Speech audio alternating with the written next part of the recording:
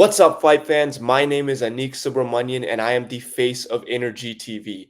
This channel represents UFC flyweight Charles Johnson.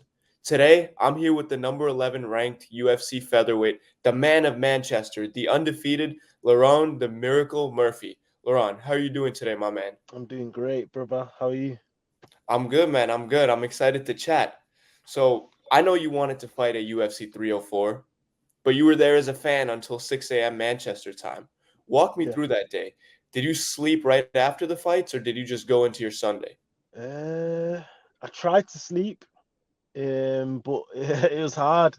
Like I went back to the hotel room, put down the blackout blinds, tried to get like an hour or two, but I think I probably got about 45 minutes, and then I was up, had breakfast, and then I just cracked on with my day.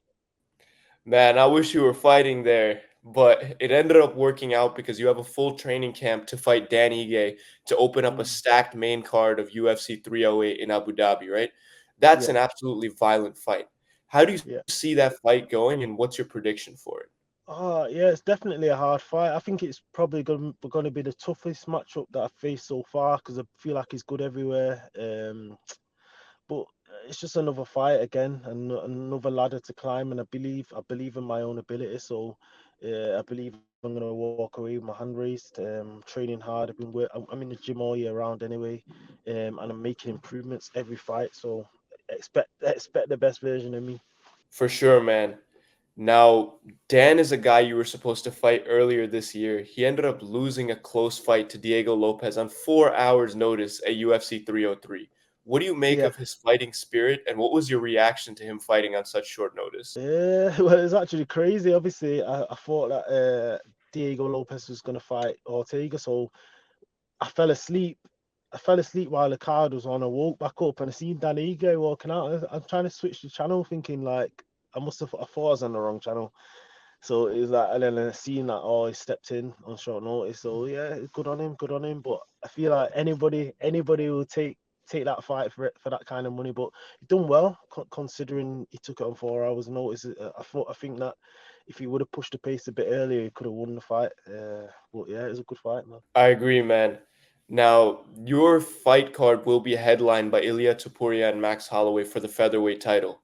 That's Yeah. your division. Do you plan on cutting to 145, that extra pound, just in case something happens with the main event? Everyone keeps saying this to me, it's mad. But yeah, of course I would do an extra bit. I think I think I've cut. I think I've weighed in at the championship limit a number of times actually. So yeah, I don't think it's that. I don't think it's that hard for me. I'd easily do that. I got you, man. Now, I'm going to ask a couple personal questions and then we're going to move into a bunch of fun ones, all right? So, you're someone that's overcome a lot. You grew up in the rough areas of Manchester, survived a shooting, but you've built such a beautiful life for yourself. You've also done a lot with MMA seminars to help young kids, right? Do you have a Yeah. long-term charity goal? And if so, like what is it?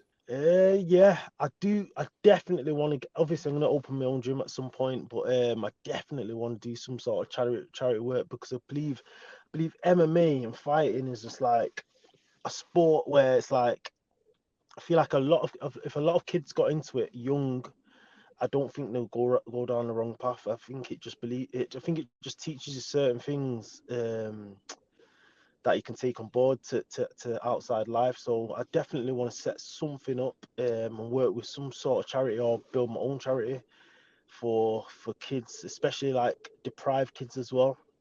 It's not cheap to go to gyms. I think the membership fees nowadays are like £80 a month. So I know for a fact as a kid, wouldn't have been able to afford that for me. So uh, I want to give that opportunity to some other kids as well. Man, I appreciate and love that. I think there's so many fighters that are starting to give back a lot, and you're part of that culture, so Yeah, that's great for the fighting. Now, every fighter is made by their team, right? You train at Manchester Top Team under coach Carl Prince.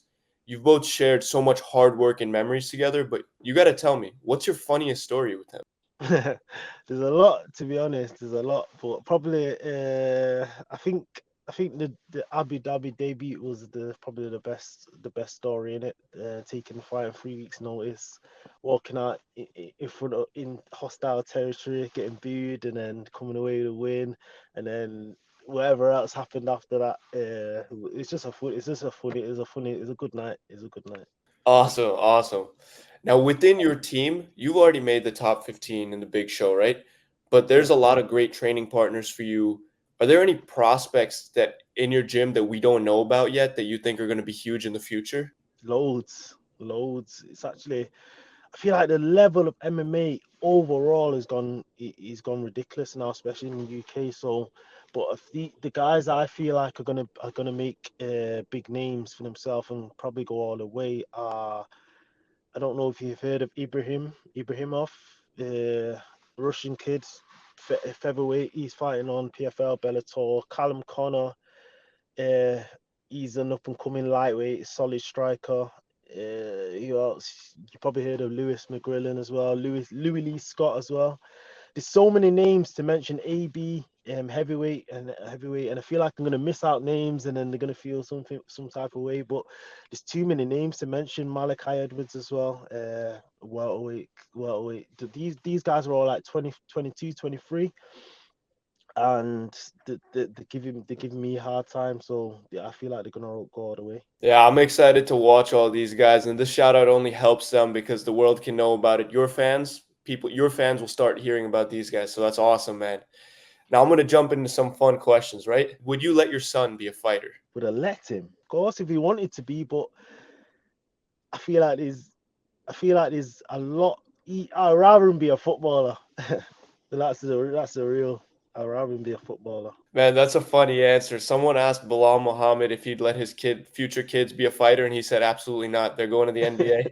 So, Bro, so because when you're a fighter, you understand the life in it, and you understand what it takes to get to where we get, and we understand like the hardships you go through as a fighter. It's not an easy life, and then you see the footballers that go and train. I'm not saying it's not hard, but they go and train for an hour or two a day, and then they're getting paid what we're getting paid weekly. You know what I'm saying? It's like it doesn't make sense. Like it doesn't math. So go and be a footballer if you can be a footballer. So, speaking of the NBA and football and all these other big sports, I saw you wearing Yeah, a Jason Tatum Celtics shirt at the PI a few months ago. Are you a yeah. basketball fan? And if so, are the Celtics your favorite? I'm not. I like any team. I like basketball. I like watching it, but I don't support any particular team. I just like the t-shirt. To be honest, I like the colors of the t-shirt. Now, speaking of fashion, you've got some good fashion. You've been putting some fire flicks on Instagram. Do you have any specific sponsorships for fashion? Or if so, what brands do you wear so we can get you some sponsors? Yeah, I've got a sportswear sponsor, which is Frequency. Obviously they kept me out in the good training gear. But I don't have fight kit sponsors or whatnot, so just wear whatever. Now, speaking of fight kits, the UFC has been coming out with some amazing custom shorts. If you Yeah. were to be given custom shorts, what would they have on it? I've actually been thinking about that, and I don't know. I don't actually know what I don't have on them.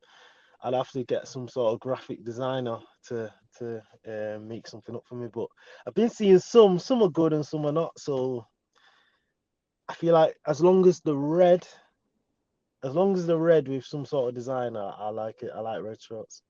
Now, speaking of someone who does have custom shorts, Max Holloway, I'm going to ask you a question regarding your division. Among Yeah. these three featherweights, pick one to fight, pick one to train with, and pick one to be friends with. Ilia Topuria, Alexander Volkanovski, and Max Holloway. Oh, friend fight train. Um, I fight Topuria.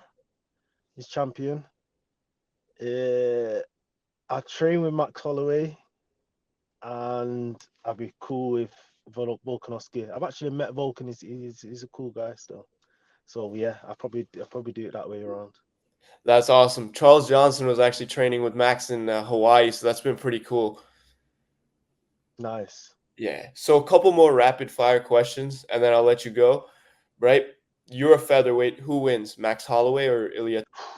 Do you know if you asked me before the Gaethje fight, I would have said Taporia, but I'm leaning towards Max, even though I believe it's a 50-50 fight. Taporia is looking unstoppable at the minute. I feel like Max just might have too much weapons and too much experience.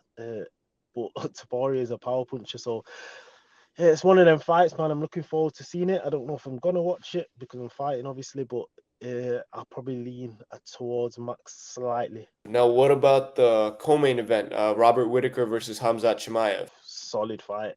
It's a solid fight, and I feel like obviously everybody knows this. It's nothing new, but I feel like it's definitely Hamzat's hardest fight to date, just because it's just stylistically. I don't know if it's over 3 or 5 rounds either. Hoping Hamzat's probably hoping it's over 3. I think Khamzat wins it over 3, but Whittaker maybe over 5. I think it's a tough fight, man. But I want Khamzat to win, and I want him to fight Drukas for the title. That's going to be a 5-rounder, by the way, and I think that's going to be a banger fight. If it's Khamzat and Drukas, I want to see how good Drukas' wrestling is, because it is. He's shown how good it is, but is it elite? And Khamzat would test that. Now, one last one for me, right?